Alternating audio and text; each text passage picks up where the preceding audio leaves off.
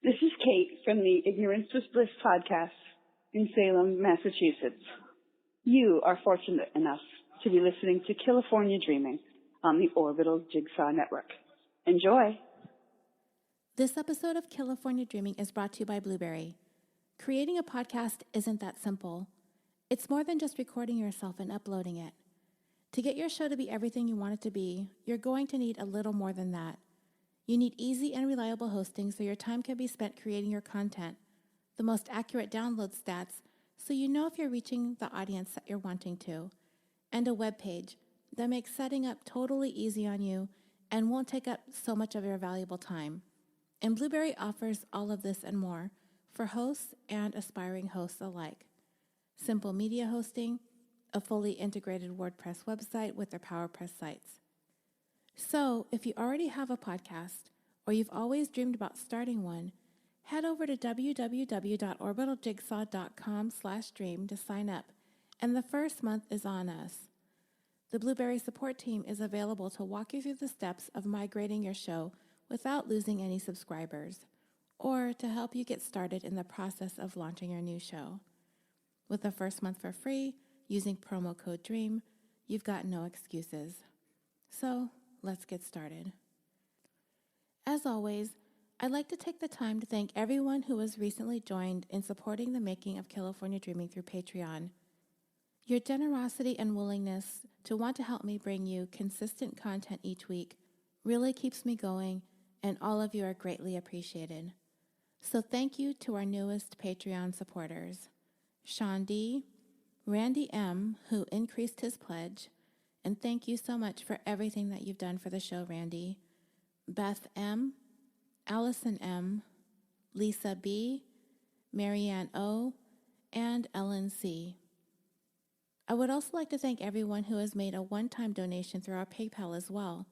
And if anyone who isn't interested in signing up for Patreon, and if you have $1 or $2 to spare to put towards producing this show, you can do so by using our email, californiapod@yahoo.com. That's KILLAFORNIAPOD@yahoo.com. Thank you all again, and let's get on with episode 66. You may have noticed that this episode is indeed a vacation series episode. I haven't done that many of them, but every once in a while, we like to take a little trip outside of California to visit other places around the country and around the world, and it's usually something that we vote on the Facebook discussion page or on Twitter as well. And as a thank you to the ladies and one gentleman who helped me keep things moving along in the Facebook group, Lisa, Valerie, Emily, Kim, Crystal, and Randy, we are going to do a vacation series episode from each of their home states or countries, as it were, with the exception of Emily because she's in California and that wouldn't make any sense. So we put it to a vote, and England, Kim's home country, won by a landslide. So England it is.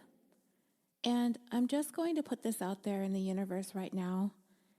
I am not very well versed in English, so I may butcher some people, places, and things. Not literally, but you get it. But I'm going to try my best to say things properly, but I can't make any promises. And also, before we delve into this story, I need to warn you that this episode contains very graphic details of the brutal death of a very young child. Some of the details you may find disturbing. This episode is not suited for children or anyone who may have difficulty discussing violence against young children. I will provide you with warnings as we reach the most graphic parts of this episode, but if this topic is a trigger for you, this might be one that you should skip. Listener discretion is strongly advised. I usually like to begin with some sort of side story in the beginning of an episode. It sometimes has to do with related crimes that are pretty well known, like last week before I got into the story about Jasmine Fiore and Ryan Jenkins, I talked at length about some reality TV show horror stories before getting into the main topic. Sometimes I bring up some sort of personal anecdote. I know I sometimes meander around when we talk about cases. It's just kind of my thing, and I know I'll eventually get to the point. Like right now, you're probably thinking, is she ever going to get to the point? Well, yeah, I am, because I sat here to begin to write this story, and I thought to myself, what in the world can I say to lead into a story as extraordinary as this? So I decided to poke around online to see what I could find, and wow, I found some truly disturbing stuff. This story has to do with children committing a very serious crime, and not just your run-of-the-mill crimes, but actually taking somebody's life.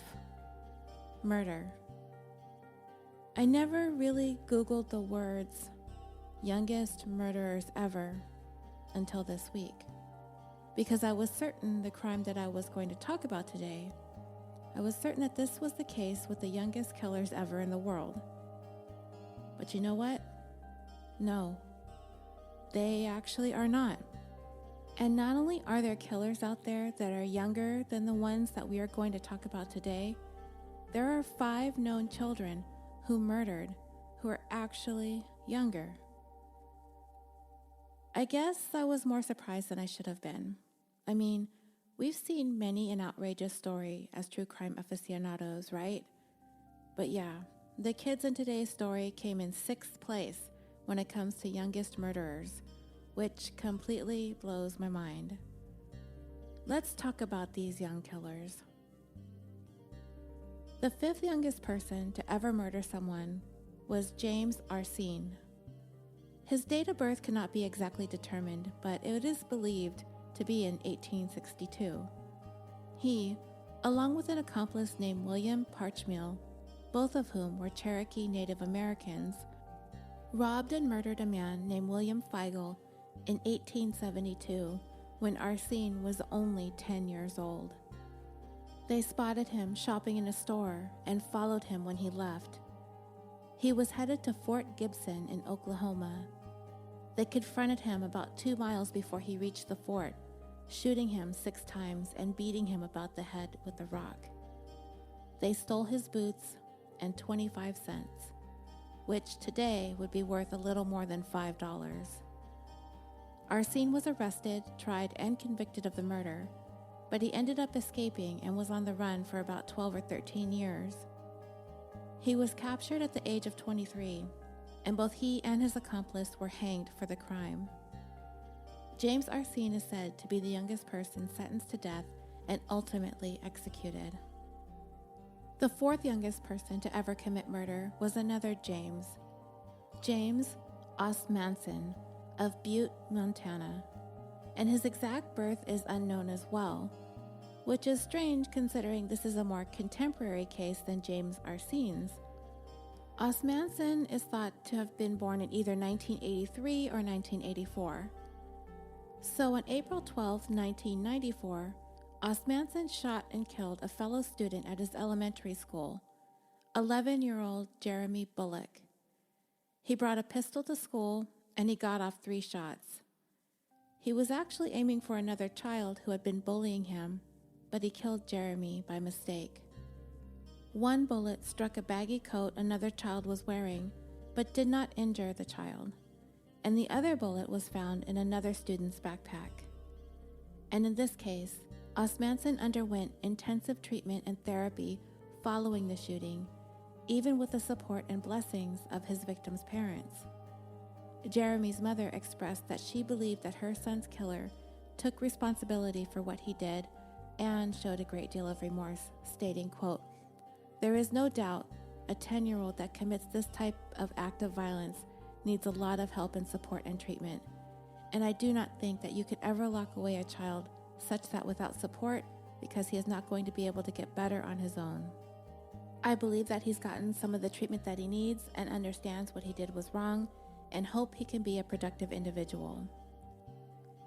10 years after the shooting, James Osmanson got a job, his own apartment, and was enrolled to begin going to college. After the shooting, he was placed under guardianship. He received treatment at a live-in facility, and then he was placed with foster parents who were social workers. You see, his life was in shambles at the time that the shooting took place. His parents were divorced, and both of them were infected with AIDS. Osmanson's mom was actually a suspect in his stepfather's murder, but always denied the crime. Not only was Osmanson bullied in school, but he was bullied by the neighborhood kids as well. After the shooting, both of his parents died, and one of his older brothers, sometime in 2003, hanged himself while he was in prison. But the last I read about him online, he was successfully rehabilitated and went on to live a productive life. The third youngest person to ever commit a murder was another 10-year-old, born in 1738 from Suffolk in the United Kingdom, a boy named William York. And this one is a bit more gruesome. So William York, in 1748, in some capacity shared a bed with a 5-year-old child named Susan Matthew, though I'm uncertain as to the circumstances under which they resided. And on May 13th, 1748, the two children quarreled at about 10 that morning. Over what? I don't know. So William hit her with an open hand, and this caused her to cry. She began to head outside into the yard, but he followed her, and he carried in his hand some sort of a hook, with intentions of striking her with it to kill her. But he decided to put the hook down, opting to go back into the house to retrieve a knife instead. He came back outside and grabbed Susan by the left hand. And this is the graphic part. If you want to fast forward about a minute, now would be a good time. So he took the knife and cut her on the wrist, all the way around, down to the bone. He then threw her down onto the ground and cut her arm, down to the bone up to her elbow on the same arm. Then he put his foot on her torso and proceeded to cut her right arm all the way around to the bone as well, both around the wrist and above her elbow. And to ensure that she was going to die, he also cut her left thigh down to the bone. I'm assuming in this action that he's going for the largest artery. Then he took the time to cover up his crime. He took a pail of water and washed the blood from Susan's body and buried her in a compost pile in the yard. He covered up the blood on the ground and smoothed out the compost pile so it would not look disturbed. He washed the knife and his hook and put them back into the house. He washed the blood off his clothing, he concealed Susan's clothing in another spare room, and then he came downstairs for breakfast. He was immediately questioned about the girl's disappearance, soon after which William confessed. He was arrested and brought to trial. He was found guilty and sentenced to death, but he would later be pardoned because of his age at the time that the crime was committed.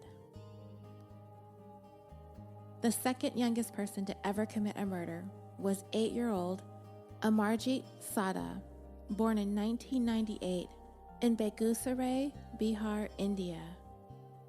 Amarjit was 8 years old in May of 2007 when he became known as India's youngest serial killer.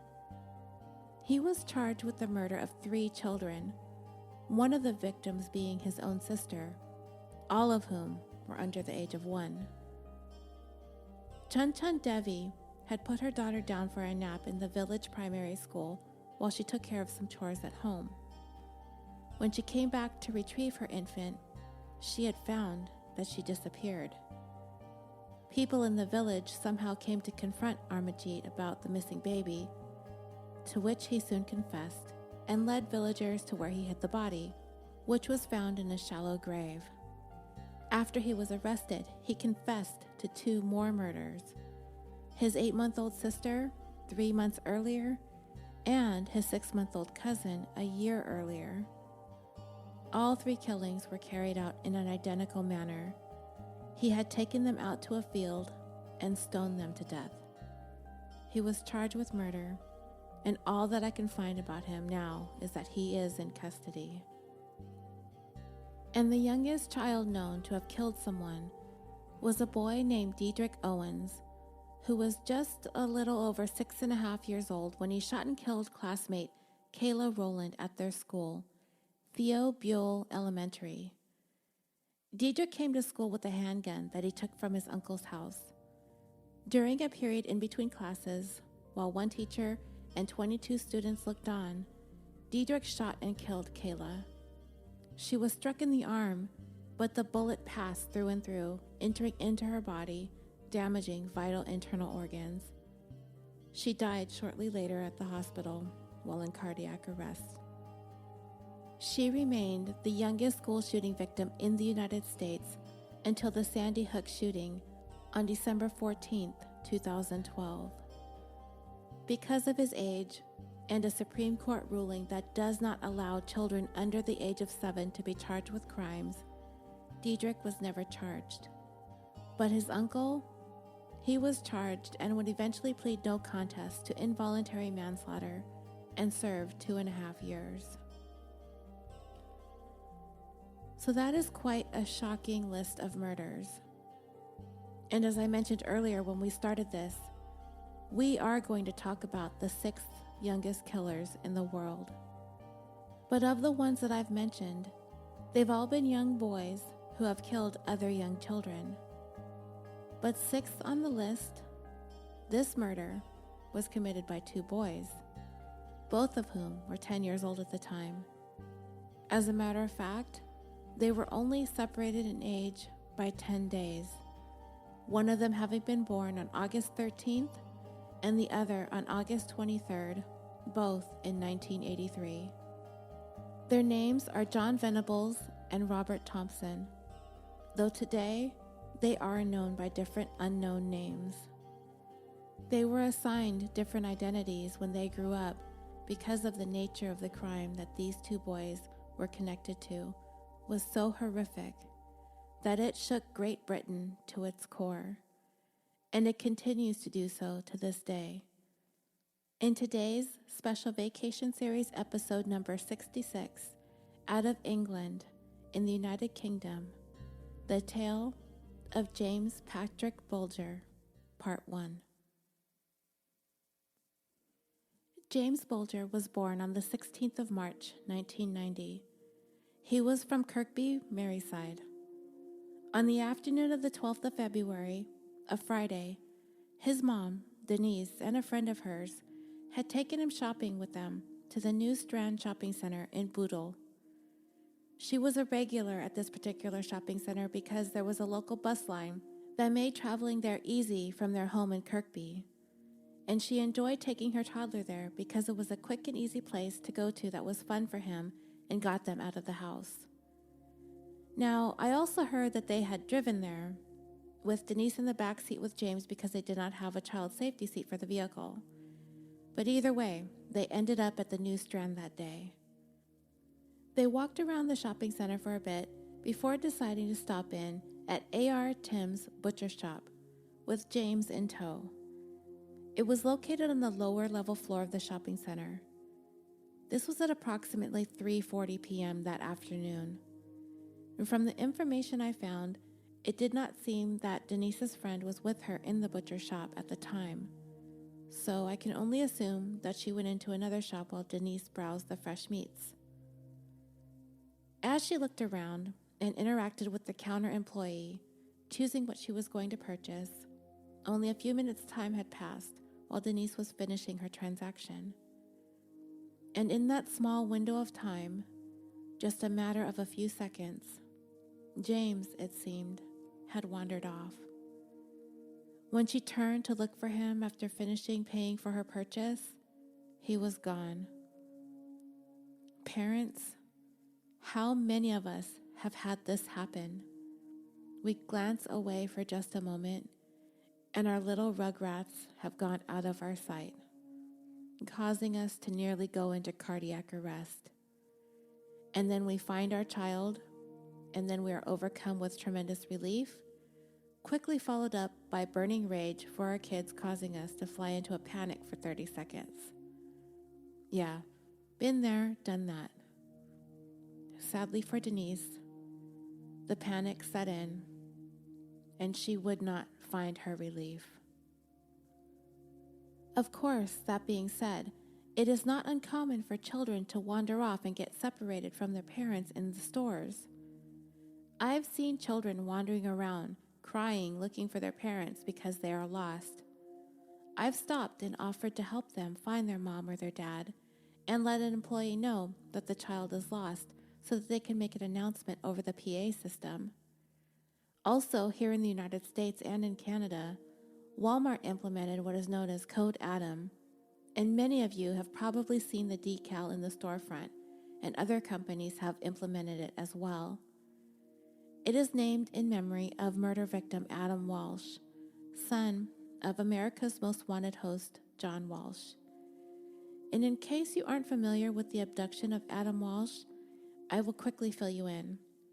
He went missing from a Sears department store in the city of Hollywood, Florida in 1981. Adam's mom, grandma, and store employees searched the entire store. Announcements for him were made every 10 minutes over the PA system for about an hour and a half. It wasn't until then law enforcement was contacted. Adam's severed head was discovered 16 days later, but his body was never found. So, in his memory, Code Adam was introduced 13 years after his murder. Employees who work at places who use Code Adam are trained to do the following in the event a child is reported missing in their store. If a child is reported missing, a description of the child and what they were wearing is given to the employees, but they are not to ask for the child's name, and if the parent provides it, it is to be ignored. In addition, all exterior access to the building is immediately locked down.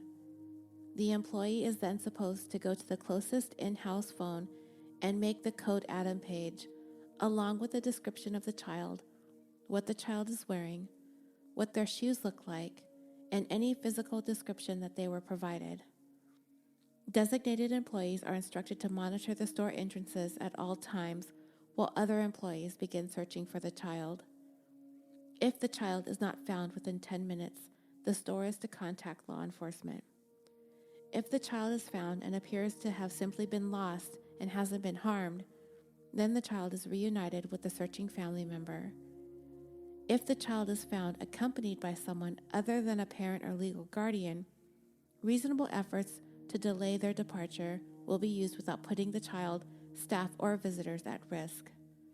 Law enforcement is to be informed of this individual along with a description of this person. A final page canceling the Code Adam will go over the PA when the child is found or law enforcement arrives. So, as I said, it is not uncommon for children to wander away from their parents. And the News Strand is a popular place with children milling about all over the place. So it would not have necessarily thrown up any red flags if anyone saw James walking around, especially if he wasn't crying or appeared to be otherwise distressed. But this will come into question a little bit later in our story. Denise immediately began searching for her boy, alerting the shopping center security staff that she could not find him. They first made a routine public announcement over the PA system to alert people to look for the lost 2-year-old. I say routine because it is routine. So routine that the only thing they expected is for James to be turned over within a few minutes. All is well, and everyone can get on with their day. After a little more than a half hour of frantic searching, police were called. In the meantime, Denise and her friend, as well as security, continued to search the Strand. But as time ticked by and there continued to be no sign of James, the search for him spread outside of the shopping center, and it was becoming more and more intense. And it really didn't occur to anyone at the time that James would have been abducted by anyone. The biggest concern was if he was okay, where was he at? Was he trapped somewhere or fallen someplace? And not to mention the shopping center is adjacent to some very busy streets and intersections. A toddler so small could very easily be overlooked and struck by a passing vehicle if he were to wander into traffic. but the hopes were high that he simply wandered off and he would be found in no time. But he wasn't being found. After hours of searching in and around the Strand to no avail, the decision was made by law enforcement to make the search more broad, to cover more areas. There was a canal that cut through the city, some scrapyards, some tunnels and underpasses. They were thinking that maybe he somehow made his way to any one of these locations. These places surrounding the new Strand, it just so happens to be a very industrial area, and it was pretty vast. So the little boy could be anywhere. He could be hurt.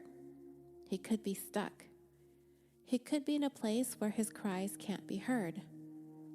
Anything is possible at this point, and the hopes are still there that he would be found safe.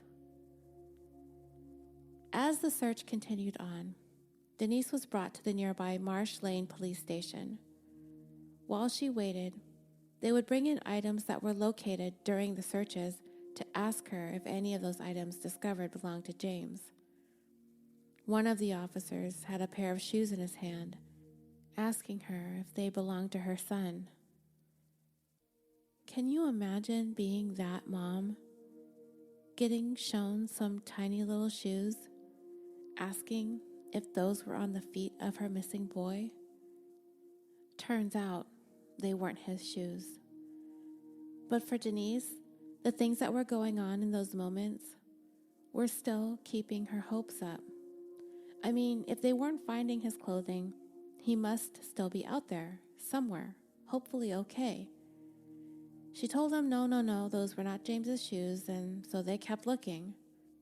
Both Denise and searchers continued to keep as positive as they could throughout the day and into the evening, hoping that if James had been abducted, that he would be found alive. But at this point, a wandering 2-year-old should have been turned over to authorities, and nobody was calling. Nobody was showing up with James, and James wasn't showing up anywhere either. Investigators began canvassing the surrounding areas, speaking to the locals who were in the area pretty regularly. They were asking people, showing James's picture, asking anyone if they had seen him anywhere, or if anyone had noticed anything or anyone that seemed out of place. A wandering toddler has got to stand out to people, I'm certain. And the more that time passed, as the minutes and hours were ticking by, the concern continued to grow for law enforcement. And before long, an entire day would pass with no word of James. No James to be found. Nothing. And searchers were becoming more and more fearful that this is not going to end well. Denise and her family stayed at the police station for the entire first night, waiting for news of James's fate. The next day, Saturday the 13th of February, police came to believe that they had come across their first solid lead in the case. And this is the infamous surveillance video footage taken the day before at the New Strand. And I do believe that these images that can be seen in this video clip are likely still seared deeply into the memory of those who were around when this story unfolded 25 years ago. Not only would I be hard-pressed to find anyone in Great Britain who has not seen this video footage, or at least some still shots taken from it, I would go so far as to say any of us around the world who are avid true crime book readers, documentary watchers, or podcast listeners have likely seen these images if you know this story. And it is truly one of the most haunting images you will ever come across in terms of surveillance video footage. In this video, a moment captured at exactly 3:42 p.m., two boys, who appear to be friends, can be seen walking through the New Strand with a young child. One of those boys is holding the little child's hand, and it becomes very obvious very quickly, based on the description that Denise provided, that the boy who is being led out of the shopping center is indeed little James Bulger. Law enforcement, based on what they could see from this very grainy video footage, they estimated the ages of the two boys who were with James to be around the age of 14 or 15, but they really could not be sure because of the poor quality of the video. So this lead filled Denise with hope again. Her James is in the company of other children. This can't possibly be as bad as if he were to have been taken by a grown-up. Children are innocents. They so rarely do any harm. They're holding James's hand. They must obviously be concerned about him and his safety. They walked along in that video ever so calmly, and James appears to be calm. He does not seem distressed, and he seems to be going along quite willingly.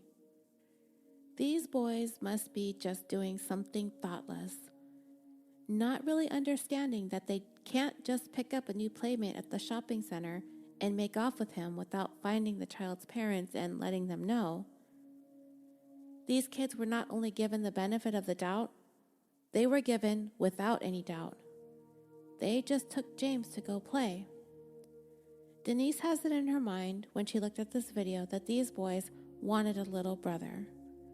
She said in an interview in a documentary that these boys must be keeping him hidden somewhere, like in a shed, feeding him sweets and looking after him.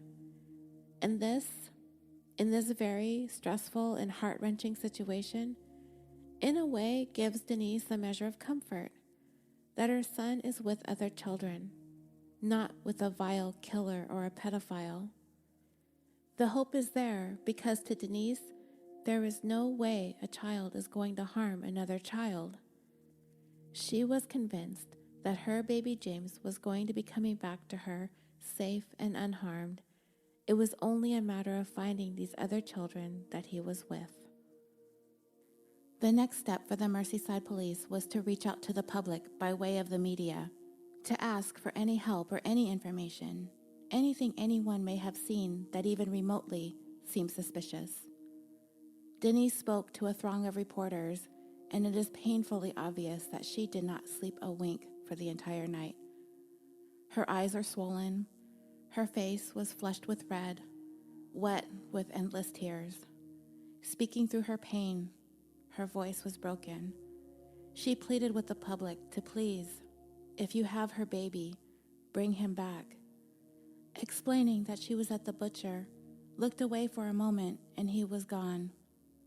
But despite the pleas from Denise to the media, despite the press conference law enforcement gave, and the broadcasting of the CCTV footage, no new information came in, and police were beside themselves.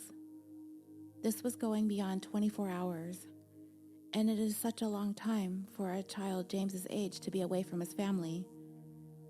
He was 2, but he was a few weeks away from turning 3. Still, much too young to be gone for so long with other young kids. Police were scratching their heads. What is going on here? What are these 2 young boys doing and thinking? Is this some kind of weird joke? Did they think that this was in some way funny? And if it were me, thinking about this situation at the time, I would wonder how they are hiding from their own parents. These kids must have been expected home, right? If not, there'd be more missing children reports, most certainly. So yeah, why is no one taking notice of these boys with this toddler? Especially anyone in their immediate circle of friends and family.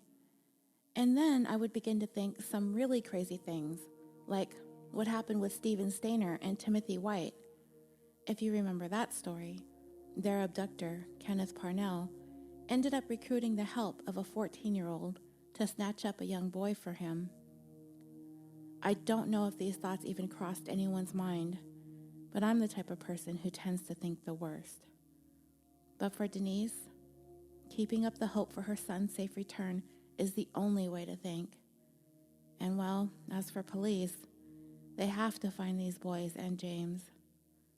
And as the hours go by, the chances of getting him back safe tend to dwindle, along with the hope.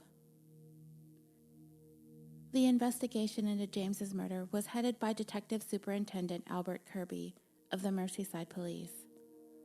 Law enforcement were looking for 2 boys, and from what they could see in the video, they estimated that they needed to search for boys between the ages of 10 and 18, but concentrated mainly around the age of 14. And it appeared as though the neighborhood surrounding Merseyside had lots of children of this age, but sadly, many of them had reputations as troublemakers, so several names of several children around this age were suggested to investigators, but nothing really panned out. The media was reporting the story, law enforcement had all their resources out there, and the community came together to help search for the missing toddler. It was a huge effort, but it would all be in vain. On Sunday, February 14th, Valentine's Day, the search for James would abruptly come to an end. Denise was still at the police station when the officers who had worked tirelessly for nearly 2 days had to deliver the news that their search was over. And it wasn't good. It's the worst news imaginable. Denise's boy wasn't coming home. His battered little body was found on a railway embankment by other children who were playing nearby. Brothers Terrence and James Riley, along with 2 other boys.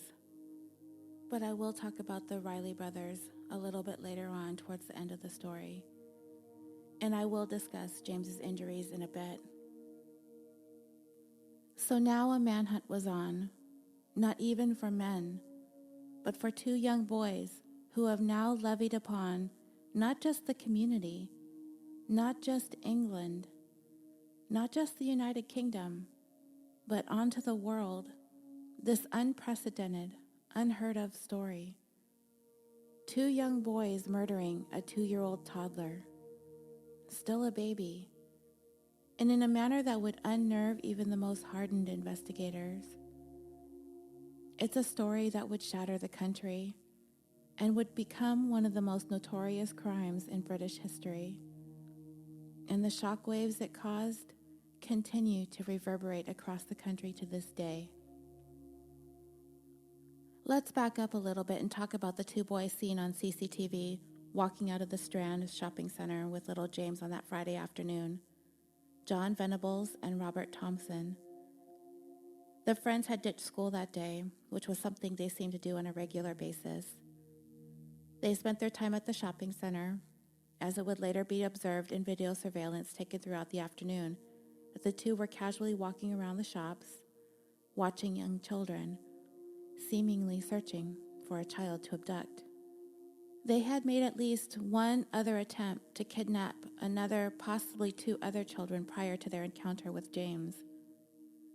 A woman shopping inside the T.J. Hughes department store saw 2 boys attempting to get the attention of her children, a 3-year-old girl and a 2-year-old boy. Within a few moments, she noticed her kids were gone. She first was able to find her daughter, but her son was nowhere to be found. She asked her daughter where her brother was, and she told her mom that he was outside with the boy. Yelling for her son, she rushed outside, and that is where she saw Venables and Thompson enticing her boy to follow them. Venables saw his mother and told him to go back with her, and they quickly ran off. While they continued their search, Venables and Thompson were seen shoplifting a variety of items from some of the shops in the center, including sweets, a troll doll, batteries, and a can of blue modeling paint. They were taking some of the stolen items and throwing them down the escalators, just for the stupid fun of watching these things tumble down some moving steps. Some of the items that they stole would later be found along the railway embankment near James's body. Eventually, for reasons known only to Venables and Thompson, they decided that the next thing they wanted to steal was a child. Whose idea was this? Nobody really knows, as the boys would eventually blame each other for coming up with the idea and carrying out the crime. It wasn't long after their first attempt to abduct that other child that was stopped by his mother that witnesses saw Venables and Thompson hanging around a snack kiosk. It appeared as though they were looking for an opportune time to steal some candy when they spotted James near the entrance of the butcher shop.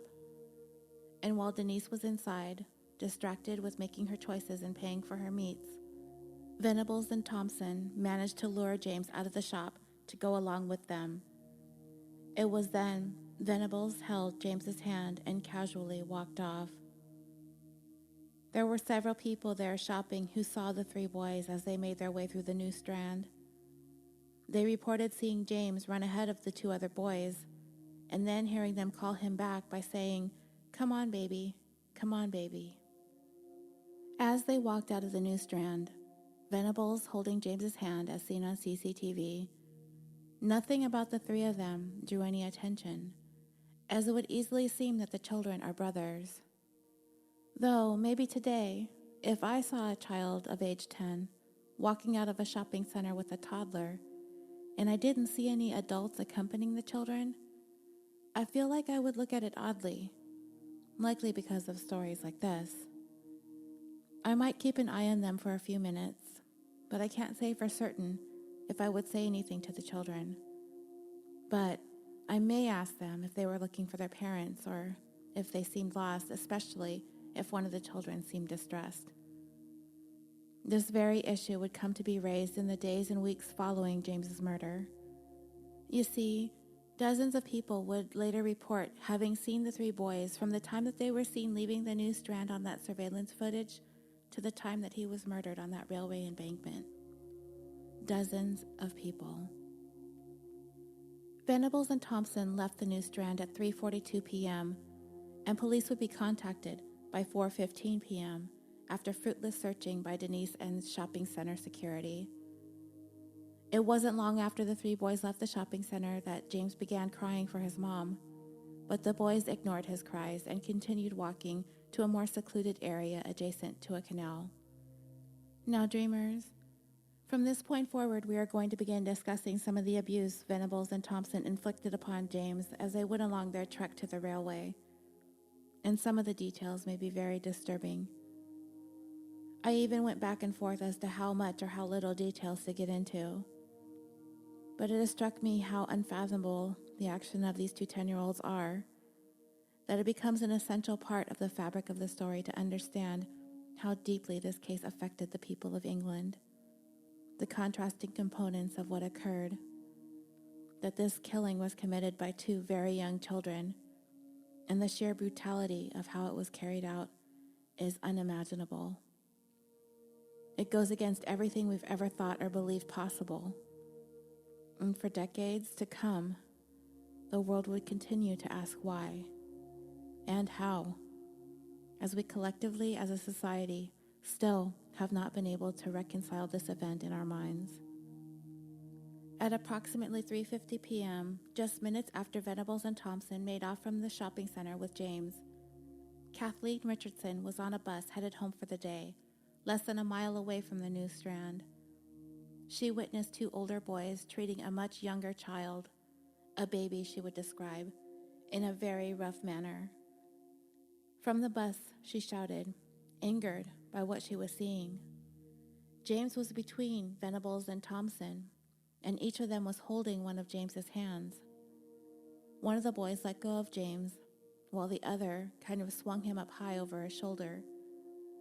She clearly saw James's white shoes flying upwards. In the bus, she yelled, "What the hell are those kids doing to that poor child? What kind of friggin' parents have they got to let them out with a child like that?" Watching those boys being so rough with James was a sight that would haunt her forever, describing it as something that would never leave her. Mark Pimblett, a delivery person for a dry cleaning business, was also in his van in the same area about the same time as Kathleen Richardson.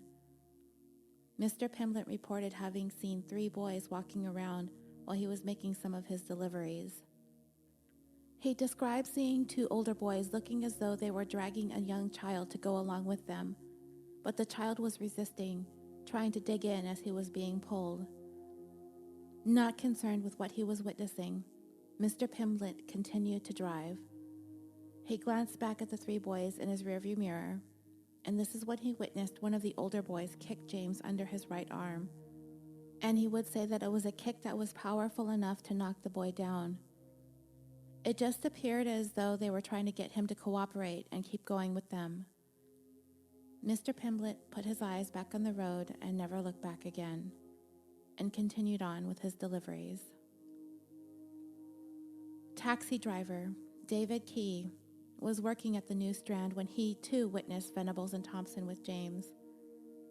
He witnessed one of the boys holding James by the arm and pulling him up off the ground, kind of holding him up, and then the other would do the same, taking turns lifting James and pulling him around. He too did not intervene, nor did he radio for help from his taxi cab. Lorna Brown reported that she too saw the boys playing roughly with James, describing him as being picked up by either one or both of the boys, and when he was being put down, she saw that he had sustained a bump on his forehead, describing it as a little speckled mark in the center of his forehead. I will talk about this injury in more detail in a moment. Mrs. Brown continued walking along, but then she thought better of it and turned around to head back towards the children, but by the time she did, the three of them were gone, and she was left wondering if James was okay. She later found out that he was not. So there was a point when the boys had reached the canal, and they were somewhat obscured by an embankment, that they proceeded to lift James up and drop him on his head. This would explain the injuries that people began to see on his forehead. A passerby saw James on the ground crying, but did not stop to inquire about what she saw. She didn't ask if the older boys were okay, if the toddler on the ground crying was okay. She noticed and carried on her way. Venables and Thompson called out for James and told him to come along with them. James listened and followed the two. But now at this point, James has the first of many injuries that he will sustain, and it is very obvious and noticeable on his forehead. He quickly developed a bruise from being dropped on his head, and there was also a cut that was bleeding. James was wearing an anorak jacket, and full disclosure, I did not know what an anorak jacket was. So I looked it up, and I saw that it was a weatherproof jacket popular in polar regions, and it quickly became clear why I have never seen or heard of such outerwear because I am not near any polar regions. As a matter of fact, it's October, and I'm writing at this very moment. Outside, it's 90 degrees Fahrenheit, or 32.2 degrees Celsius. So needless to say, I didn't know what an anorak jacket was. Anyway, so James had on this jacket, and in an effort to cover up the injury now visible on his forehead, Venables and Thompson pulled his hood down over his head. Regardless of their efforts to conceal the wound, others who saw the children were able to see the injury on James's forehead. It would only be partially covered up. People saw this. One person even reported seeing a tear on James's cheek, but still just carried on. So let's think about this together for a minute, dreamers. You're walking along, minding your own business, hopefully, and you are seeing an obviously very young child with a pretty substantial head injury. I can just see myself being really concerned about the type of injury to the head on such a young child, especially if the child was crying. Yet he's in the company of two older boys, not that much older, but old enough to tell you that he is their little brother and he fell, and that they're taking him home, their mom is nearby, whatever it was they said. I can easily catch myself being judgmental of those who passed by and saw James crying and injured, because we know how the story ends. But honestly, if Venables and Thompson were clever enough to talk their way out of any confrontation with concerned passerbys, I could see the average person taking the word of a 10-year-old and thinking nothing of it. Of course, like I said, we all know how this story ends, and with our perfect hindsight vision, someone would have thought this whole scene was just a little too weird and stepped in to take charge of these three children with no apparent adult or person in charge around. And this was 1993. 25 years ago. Would it be different now? Are people more willing to step in and get involved? I think it depends on the situation. Good Samaritans sometimes end up regretting trying to intervene. Just this week, one of my fellow hosts posted about an incident that happened to her on the train that she commutes to work on in her city. She saw a woman being berated by a man on the train, threatening her and yelling profanities. He even put his hand up to her throat twice, and she was crying. She asked the attendant if there was an officer nearby, and she was told that there hadn't been any nearby in about 20 minutes. So she approached the couple, and in an attempt to not make things worse, excused herself for interrupting and asked if the woman was okay and if she needed assistance. The woman snapped back at her and said, "Why the would I?" She answered that it seemed like she might be in trouble, but if she's okay, that she would leave her alone. And then this couple proceeded to yell at her and call her names. Now, without getting into the reasons why this couple would act like this, only they would know, this is easily one of the best examples of why people mind their own business, because of reactions like this, or even worse. Even when it's something small, seemingly insignificant, like an example from my own experience. There was this one time when I saw a woman at the dog park fully engaged in a conversation with another visitor. I also saw, out of the range of her sight, her dog was pooping. So I politely said to her, "Your dog has gone poop over there. I can show you where if you like." She snapped back at me, "I got it." And I looked at a couple other ladies nearby, and we just kind of had a group eye roll and scooted away from that lady. After that, I decided that unless I know the person really well, which if I do, I'll just go over there and pick it up for them myself. But after that, I'm not telling anyone anymore that their dog is pooped while they're not paying attention. Anyway, back to James and the witnesses who saw him. What I can say is, in giving some of them the benefit of the doubt, there is no way that they could have known what horror was to befall James in just a little while. Nobody would think that, right? Two young children with a younger child. Nobody is going to think that these kids are about to go on to commit the most unthinkable crime in recent British history, right? I wouldn't have thought it. Would you? Would we today?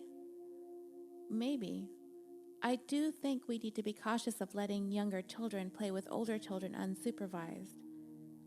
But as this day, the 12th of February of 1993, as Venables and Thompson meandered around Merseyside in Liverpool, they walked past stores and shops, various buildings, and traversed parking lots. They even made their way down on one of Liverpool's most traveled streets. Several witnesses recalled seeing James looking as though he was having a good time, even laughing. I'm not certain that recollection is accurate or even true, but honestly, I wouldn't put it past anyone who happened by Venables and Thompson and James to have ignored a crying toddler, not giving it another thought, and then finding out the next day that the boy ended up dead on the railway, and not really wanting to admit that they saw the youngest child was actually in distress. It's a way of alleviating responsibility for not seeing something suspicious, perhaps wanting to remember it that way. That the toddler appeared happy and in good company, as to not feel remorse or guilt for not realizing what they had actually witnessed. I could understand that. But I am not completely sold on the story that James was seen smiling or laughing that frequently, especially after he'd been dropped on his head. But who knows? It's possible. 2-year-olds are generally happy little beings. So it very well could have been. Another woman inside her home witnessed Thompson punch James, and then he proceeded to grab him and aggressively shake him. But she too decided to ignore the boys, pulling her curtains closed so she did not have to look at what was going on just outside her window. Another elderly woman happened by the boys and noticed that James was crying. She also noted that he was injured. She went to speak to the older boys, asking them what was wrong. Venables and Thompson explained to the woman, "We just found him at the bottom of the hill." I guess this woman decided that it seemed like a legitimate explanation, though I cannot figure out for the life of me why, but okay. So she advised the older boys to bring James down to the Walton Lane police station, which was located nearby. The 3 boys continued on, walking away from the elderly woman. She continued to watch them for a moment.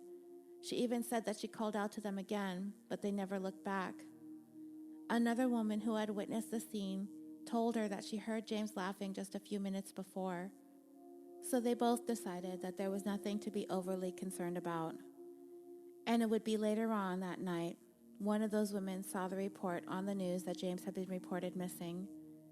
She immediately called her local police and explained what she saw. She was also regretful that she did not do more when she encountered those boys.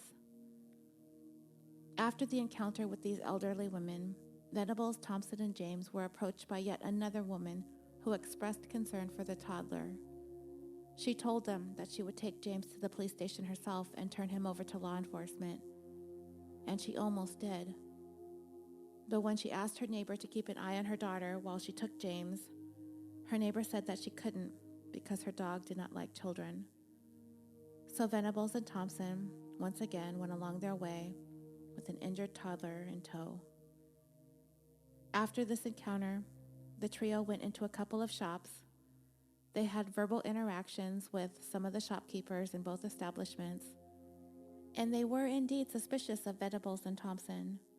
But again, their suspicions did not move them to feel compelled to intervene or take any other action. The boys again went along their way. Venables and Thompson ran into a couple of older kids who knew who they were. They inquired as to who was this toddler that they had with them. Venables answered that James was Thompson's baby brother and that they were on their way to take him back home. Venables, Thompson, and James finally arrived at the railway embankment, which is approximately 2.5 miles or 4 kilometers away from where the abduction began. They made it all that way across town without raising any more than a few eyebrows and some cursory questions. In all, approximately 38 people witnessed the 3 as they walked this distance together, as I said, with James injured, resistant, and crying for at least some portion of the journey. Not one call to police was made about the concerning sight. The news had not yet broken that there was a missing toddler from the New Strand. It hadn't hit the airwaves. Police had concentrated their searches around the shopping center and didn't expand it until some time later. And by then, Venables and Thompson had already walked away from the immediate area. And when they got to the railway, it had been reported that the 2 boys had second thoughts about what they were doing. And it is believed that they turned back momentarily from the embankment, but ultimately they reconsidered and headed back down towards where the tracks were, out of sight of any more passers-by. Not that it seemed it would have mattered anyway, seeing as they were getting away with what they were doing. But now, the possibility of any more witnesses interrupting Venables and Thompson diminished completely when they made their way down by the railway tracks, shrouded by the privacy that the embankment offered. And there would be no trains passing by until morning. It would be sometime between 5:45 and 6:30 p.m. that afternoon, just 2 hours after they slipped James away from his mother while she was shopping at the New Strand, that the beating, torture, and murder of little James Bulger would take place. What's even more heartbreaking about this is where that these boys ended up. It would only be 200 yards or 182 meters away from the nearest police station. The following portion of the story includes graphic details of the violence inflicted upon James once he was brought to the railway embankment, and it may be disturbing to some listeners. Please fast forward to 1 hour, 4 minutes, and 30 seconds in order to skip the next section. Venables and Thompson had some blue paint. I believe it was stolen from a craft shop or something to that effect. One of them took the paint and poured it into James's left eye. Then they proceeded to kick and stomp James's little body. They pummeled him, throwing stones and bricks at his body that they found along the railway. And then the batteries they stole, they stuffed those into James's mouth. Police suspected that the batteries may have been inserted into his anus, but that would never be confirmed. And I will talk more about the possible sexual aspect of the attack in a moment.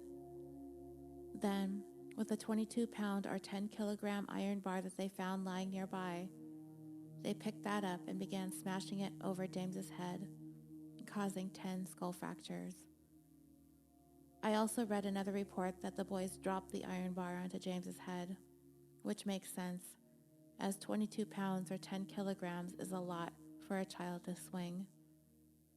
When Venables and Thompson were finished with the beating, they had in total caused 42 injuries to James's face, head, and body. Once they were satisfied with their work, they placed James's body across the train tracks, weighing his head down with some rubble and bricks. It was their idea to try to make this appear to be a tragic accident. Venables and Thompson then left James there and went home. The next train that would pass severed James's body in half.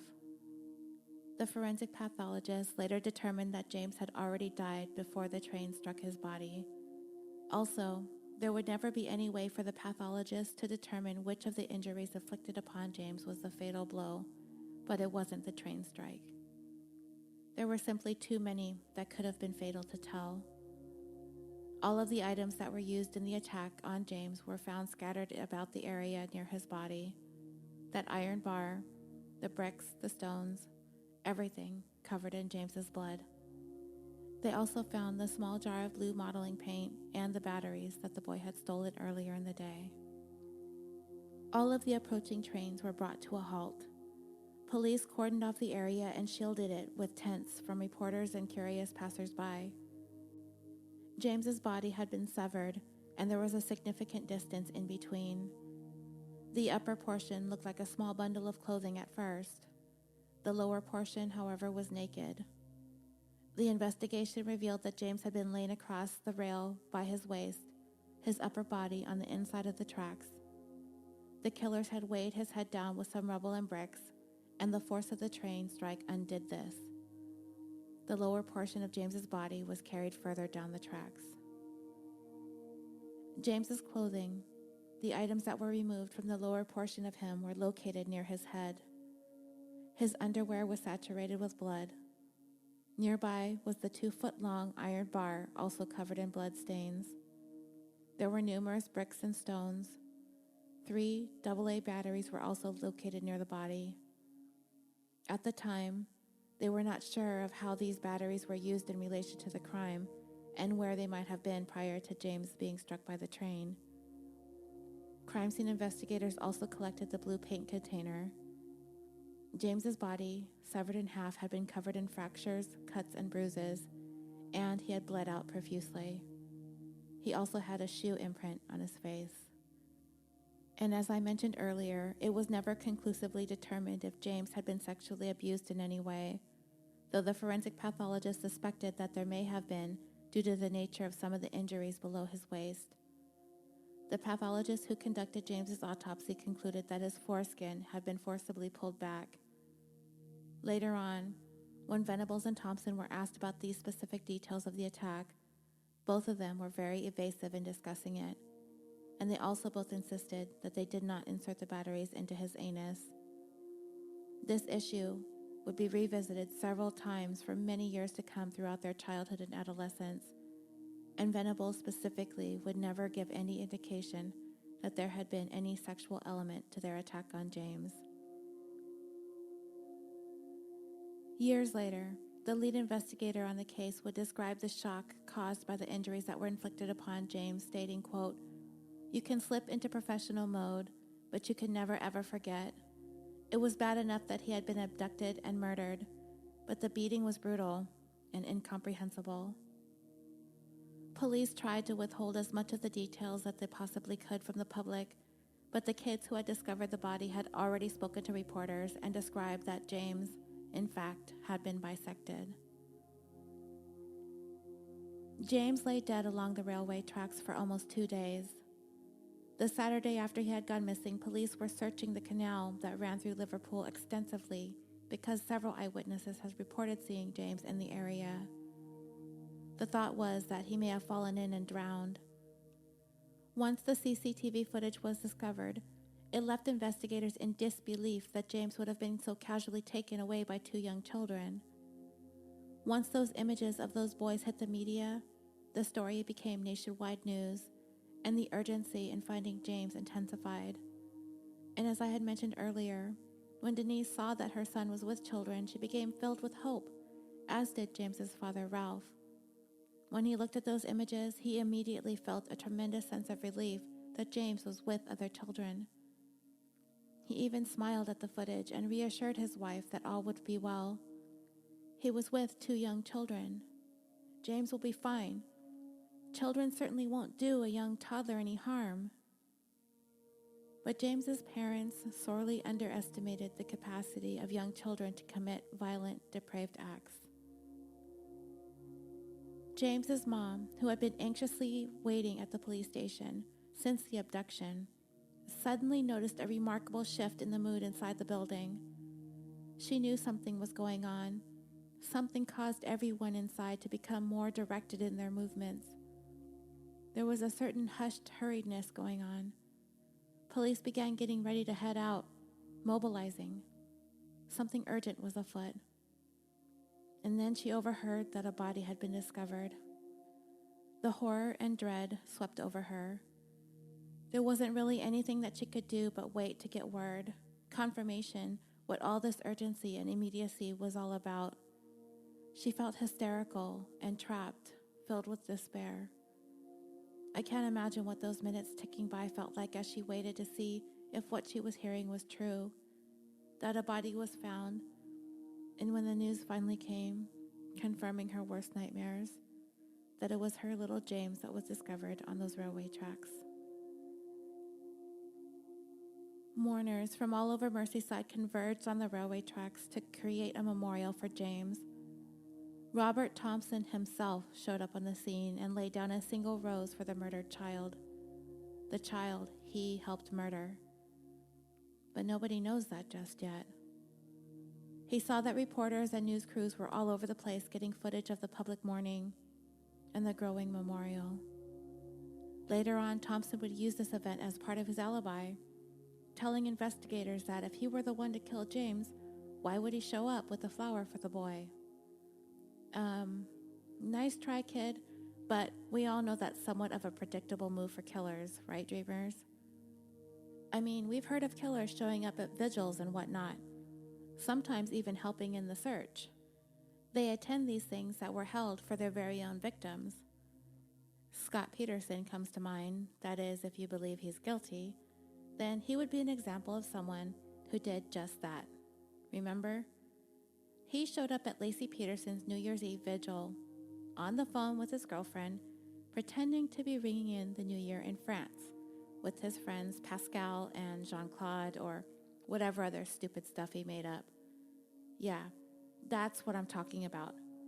It happens so often that police even come to these things to assess the crowd, to look at the faces, to see if they notice anything suspicious. So, nobody's going to think Thompson is showing up at the memorial as meaning he was a mourner and not a killer. That's an old trick. But here's the thing. What 10-year-old does this sort of stuff? Not only has he abducted a toddler, abused him, tortured him, murdered him, and left him for dead on the tracks, but now he's being all coy, setting up his alibi. I mean, really? He's 10 years old. It just blows my mind. So Venables, in the meantime, he stayed put at home, but he was expressing a great deal of interest in the case as he sat there with his mom glued to the news. He even told his mom that if they were to catch whoever did this, that he would, quote, "If I'd seen them lads, I'd kick their heads in," unquote. So he's busy at home working on his alibi with his mom. Then on Sunday, his mother told him that the news broke that the boy had been found dead, Venables displayed a tinge of sadness and sympathy, telling her, quote, his poor mom. Venables' dad, however, was taking notice of a few things. First, some blue paint on his jacket. His dad questioned him about the paint, and he explained that his friend Robert, as a joke, threw the paint at him, staining his clothing. The media did report that blue paint was found at the scene and on the body of the victim. And even though their son did indeed skip school that Friday the 12th of February, the day of the abduction, even though their son owned and wore a mustard-colored jacket, as seen in the CCTV video of the kidnapping, the Venables, if they had suspected their son to be one of the killers, they did not act on their suspicions. Either their desire to protect their son outweighed notifying police of their suspicions, or they absolutely did not, could not, would not believe that their boy could do such a thing. The focus of law enforcement, the community, and not only the entire country, but the world began to take notice, and media was descending upon Liverpool as the news spread that there was a nationwide search for 2 young boys who were last seen with James in those grainy images. The media attempted to help the police in order to enhance those images, to try to improve the details of the boys so that they would be more readily identified, as the police did not have the same advanced technology at the time that the media did. And even as the media and investigation struggled to make out as many details as they could about the boys in the footage, they were still in the mindset that these were teenagers they were looking at. It never even crossed their minds that these kids could have possibly been any younger. Investigators were still looking for kids between the ages of 14 and 18. They focused along the route that the boys took when they walked the distance from the Strand to the railway. It was a very busy area, and they assumed that there must have been people who saw the 3 of them as they went along. And we talked about that. People did see them, but no one was alarmed enough to stop them, to take charge of the toddler, or to call police. But in interviewing people along the route, witnesses continued to remain of little help when trying to identify who these boys were. They had some evidence to work with, and they knew that James's killer were likely the children that they had last been seen with, so the next order of business was to check the attendance records of all the nearby schools to see which children were absent that Friday. When a list of absent students began to be compiled, several children began to be identified as potential suspects in the murder. Even interviewed were the boys who had actually been the ones to discover James's remains, but it was soon determined that they had nothing to do with this killing. Even some parents were contacting police, suspecting that it may be their own child that may have been involved. Before long, as word was getting around town about these 2 killer children, there was one shop owner who was potentially located along the route that the boys may have taken while making their way from the New Strand to the railway embankment.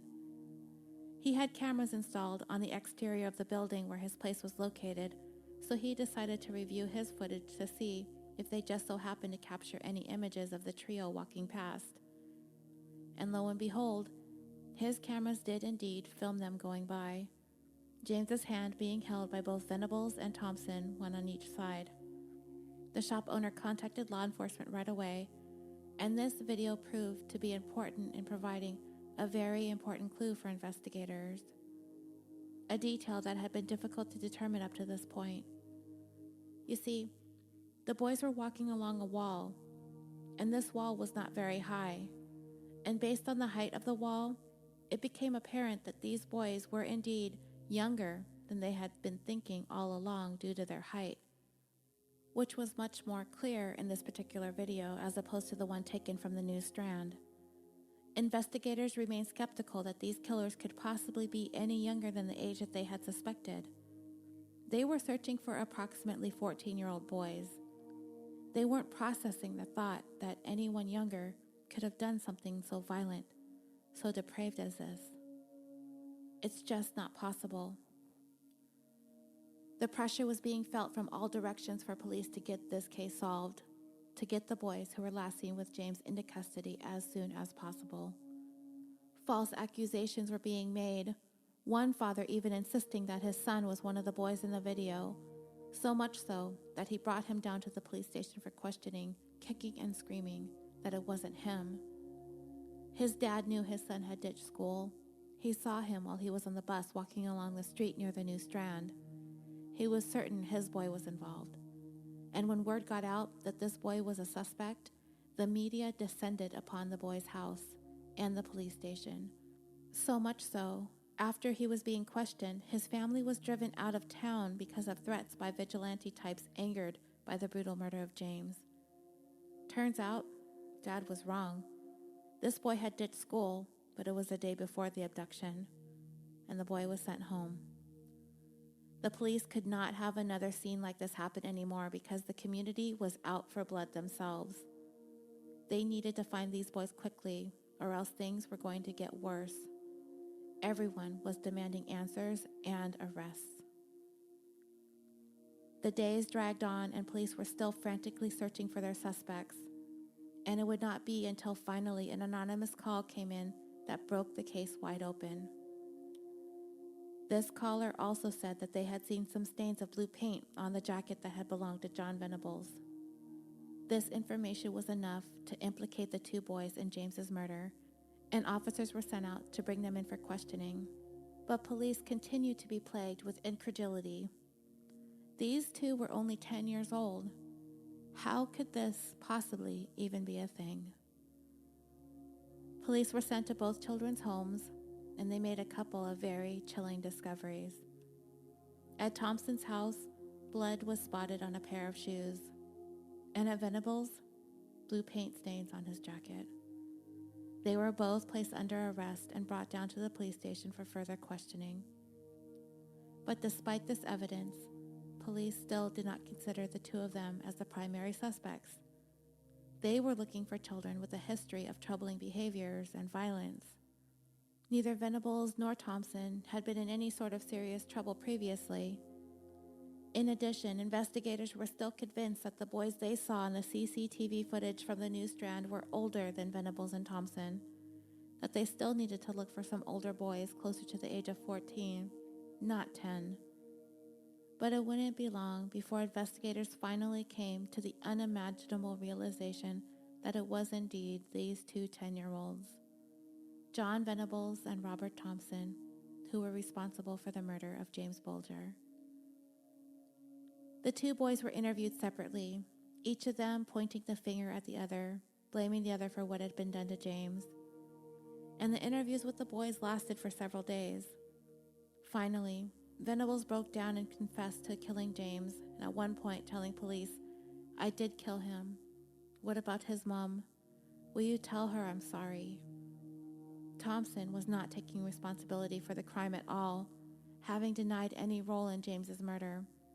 But, short of admitting to any of the beating or pummeling or other abuse inflicted upon James, Thompson did provide other details, such as an exact account of what James was wearing that day, and it was apparent that he knew more than enough to implicate himself as a participant in the killing.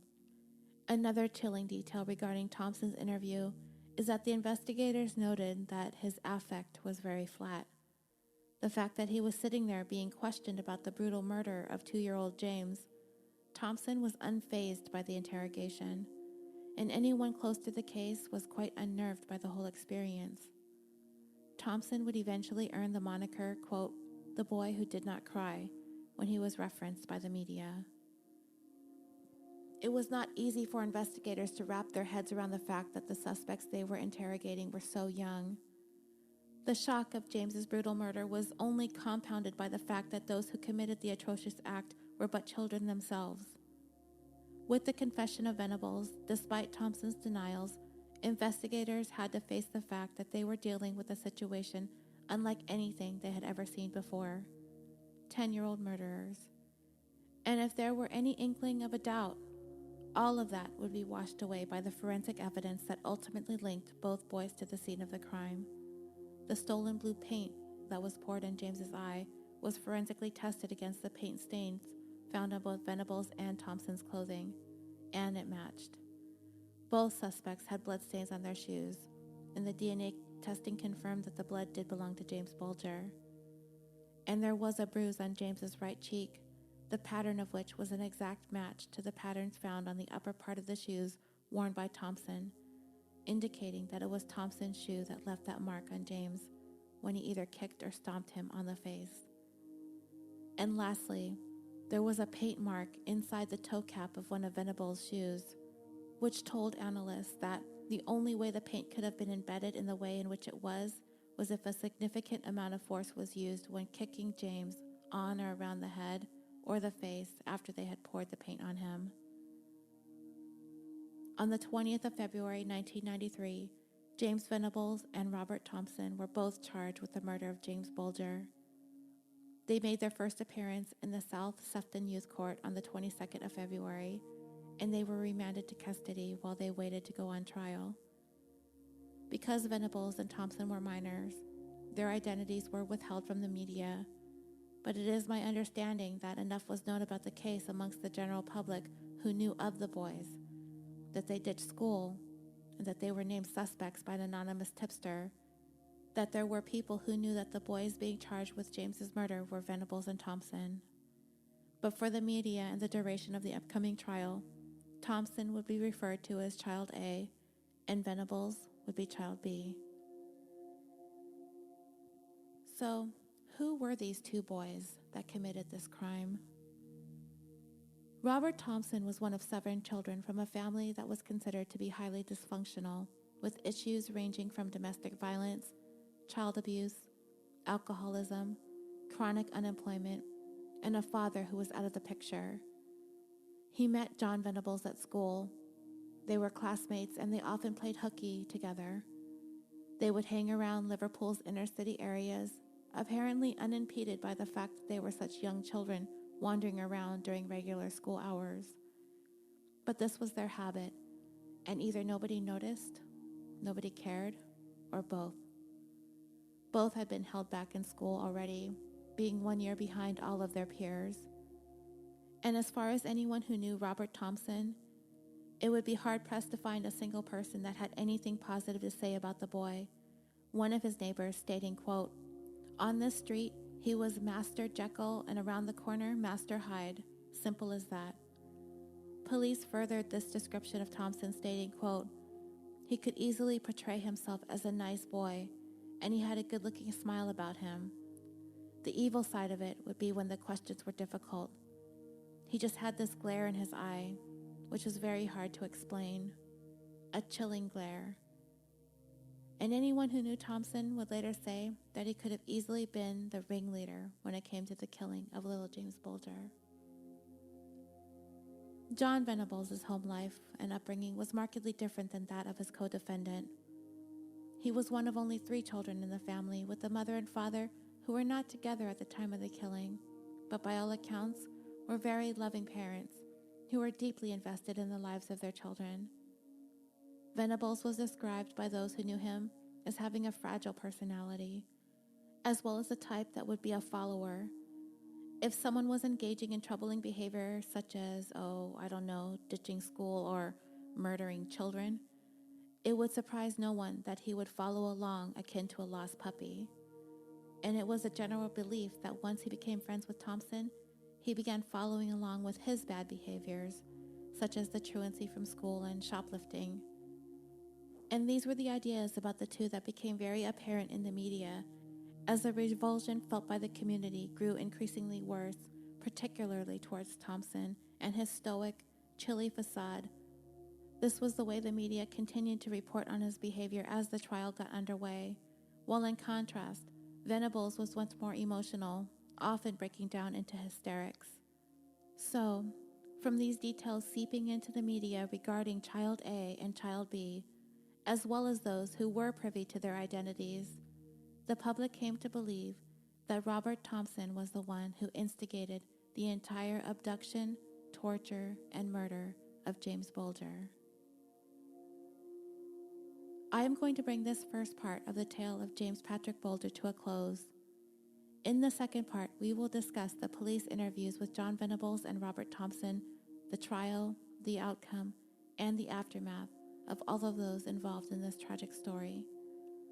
I will have part 2 of this series out as soon as possible, hopefully within a couple of days of the release of this.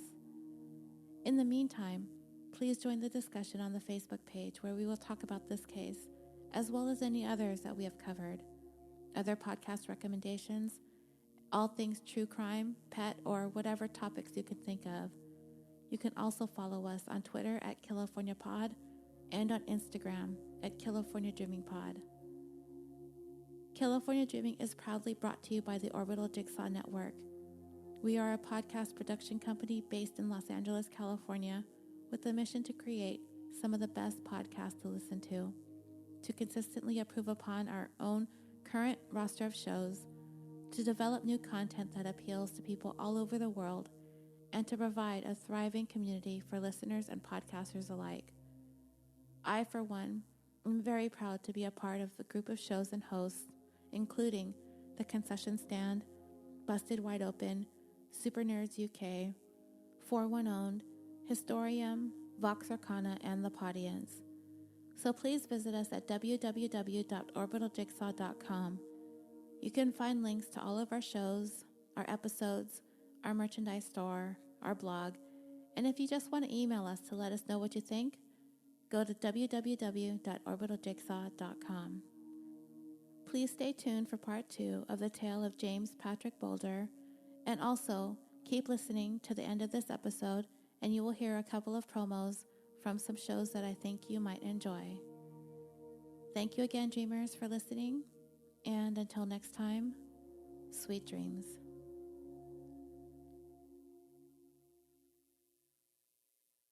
Hey, it's Barry. How are you?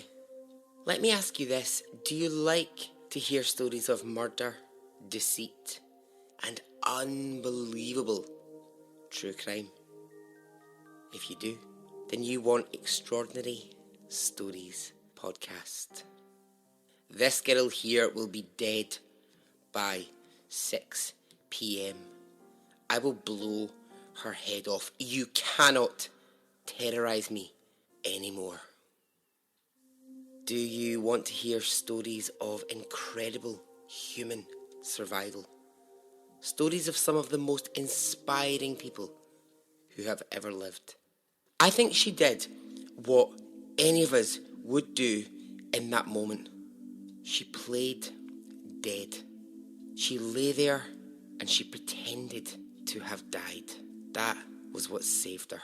If you want stories of sex, death, murder, survival, and real human stories told with humour but also respect, then you want Extraordinary Stories podcast. Imagine turning up to your own funeral in a wig. Listen to Extraordinary Stories podcast, told by a Scottish man in a thick Scottish accent. Get it on iTunes, Spotify, anywhere that you listen to podcasts. Okay, goodbye. Let's get it on. Let's do it. Let's get it over. Go check out the Murderific podcast. That's Murderific. Available today at the website murderific.com, also on Podbean. The Murderific podcast is just a girl from the scary state of Maine with a serious love of true crime. This podcast is about serial killers, mass murderers, familicides, and more. Stream today at murderific.com, MURDERIFIC, murderific.com. You can also follow the show on Instagram at Murderific Podcast. The Murderific Podcast at murderific.com, also available on Podbean. Executing podcasts one crime at a time. Go check it out now.